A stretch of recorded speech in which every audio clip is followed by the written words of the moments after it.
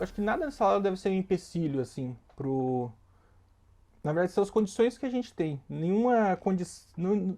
Não vai ter um espaço um espaço no qual só nele possa acontecer o aprendizado. Em qualquer espaço vai acontecer. Mas também a gente não precisa aceitar os espaços como eles são, a gente pode ir aprimorando eles. Então na transição eu fiz algumas opções. Eu escolhi uma transmissão, por exemplo, no Zoom, que me pareceu mais adequado para não necessariamente também, às vezes, para o aluno poder conseguir entrar, mas depois que ele conseguir entrar, para eu conseguir utilizar o jeito que eu uso slides. Eu gosto de tirar muito slide e colocar de volta, assim, tipo, simulando uma transmissão, por exemplo, de TV.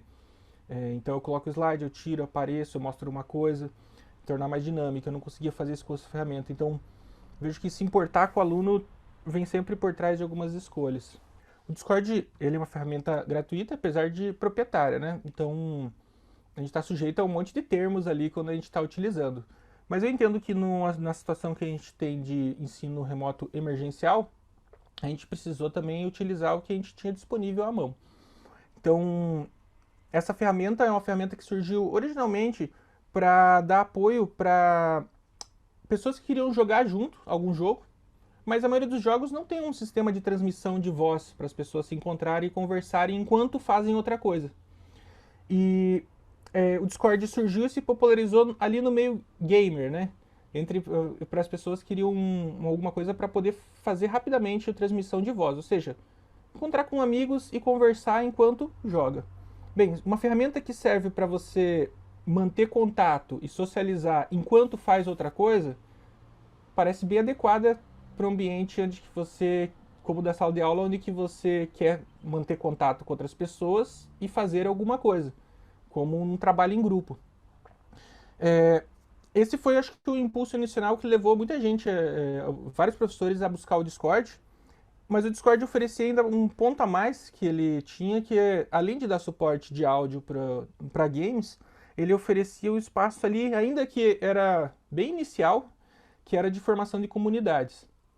E no meio da pandemia, a própria empresa ela mudou o próprio posicionamento de mercado dela e ela agora, nesse ano, ela se afastou já da imagem gamer e apoiou a ideia de comunidades mesmo. Ela deu suporte a essa apropriação que tanta gente fez no meio da pandemia de encontrar ali um espaço para outras coisas.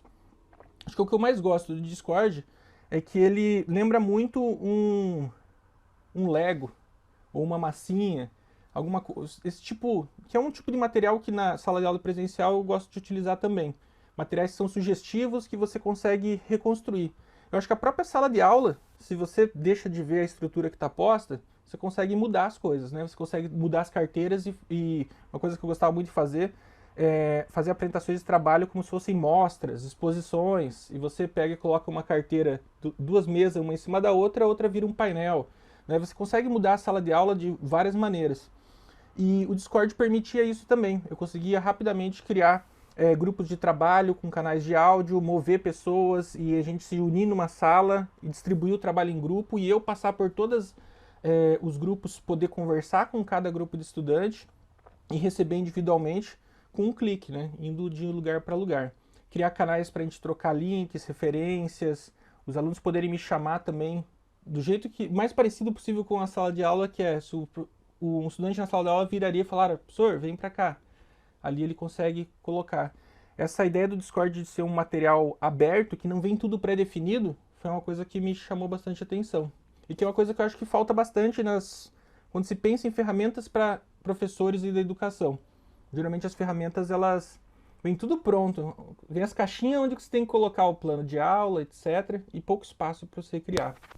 E se ao invés de a gente estar usando papel e caneta, a gente estivesse utilizando, por exemplo, um conjunto de Lego, estivesse usando massinha, se a gente tivesse uma dinâmica que foi muito legal, que eu fiz com um colega meu, o Frederic Van Amistel, que hoje é professor da UTFPR, a gente fazia no TCC, no começo da disciplina TCC, ao invés de você falar o que você estava pensando como tema oralmente, ou seja, trabalhando a palavra como material que você consegue manusear, você fazia com massinha de modelar, você dizia o teu tema.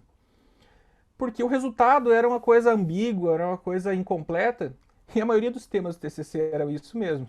Eles não estavam bem definidos, eram os primeiros dias de aula e nem deveriam estar. Mas você poder expressar isso de alguma maneira, pelo menos tornava mais fácil para algumas pessoas conseguir falar com uma coisa do que às vezes com a palavra. Então, ter materiais disponíveis, ele permite que você acabe criando dinâmicas e vai vendo se elas funcionam, você vai testando, né?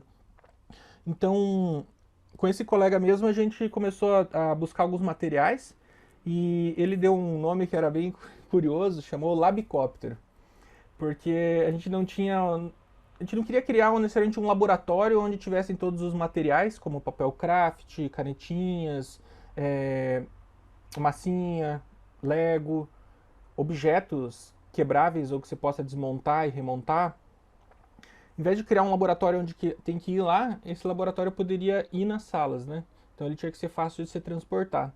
Então a gente começou a guardar nas nossas salinhas vários desses materiais, e às vezes é engraçado você andar na PUC né, com uma caixinha de Lego, com as coisas, né? Parece estranho você estar utilizando isso, mas eu acho que se você vai trazendo os materiais perto de você, você também vai se dispondo a ver neles oportunidades de criar coisas.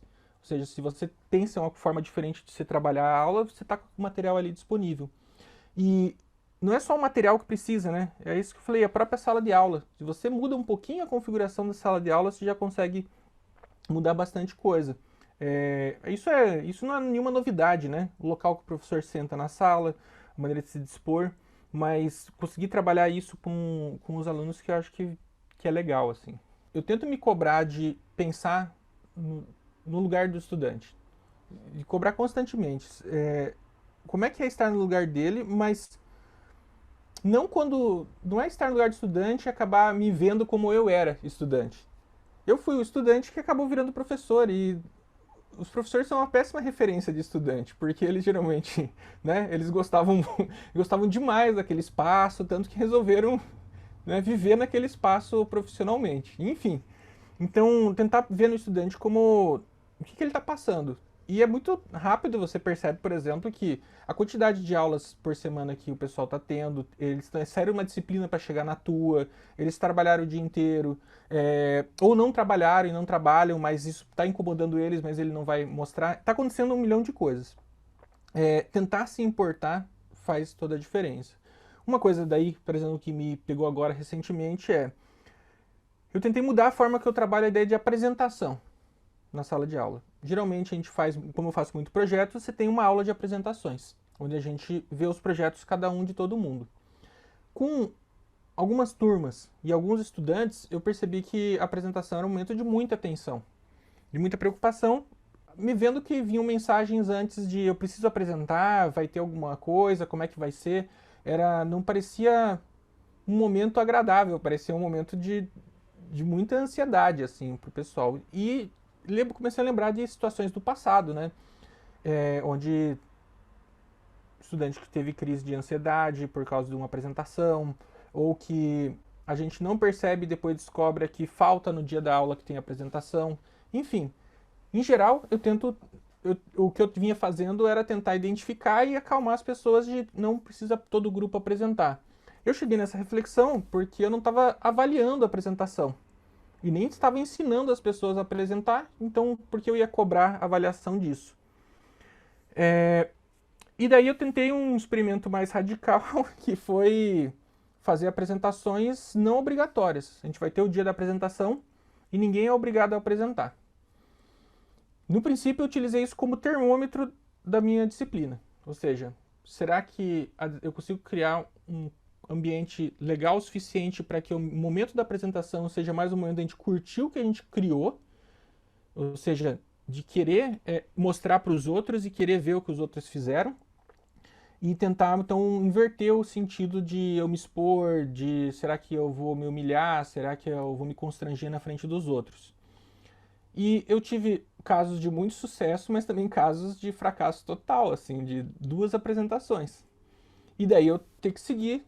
Beleza, então, eu prometi que não ia obrigar, não vou obrigar. Daí a gente acaba e também não vou culpar ninguém, é isso mesmo. Mas eu preciso fazer ainda. Eu preciso adaptar melhor para algumas turmas que não estão funcionando isso.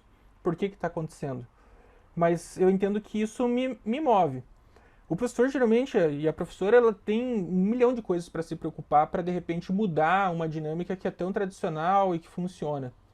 É, eu diria para esse outro professor não ir mexendo aos poucos e vendo aquilo que também vai trazer mais prazer para ele, porque eu acho que se você se importa com o estudante, chega no nível que você se abre para ele, ele também ele começa a se abrir para você e da aula fica mais gostoso também.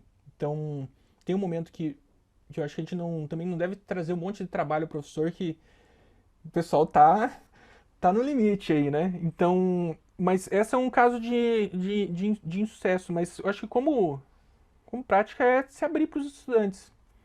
E assim, às vezes confiar, porque muito do que a gente pega, ou pelo menos na minha reflexão, muito do que às vezes eu tentei buscar no passado, de referências de práticas educacionais do qual eu fui submetido, não foram tão legais de aplicar com os estudantes. É muito fácil, eu acho, a gente utilizar a autoridade que o professor ganha no lugar que ele está e converter em autoritarismo mesmo, em você obrigar, e você fazer e ter que ser. É muito fácil, está tudo à mão para você fazer isso.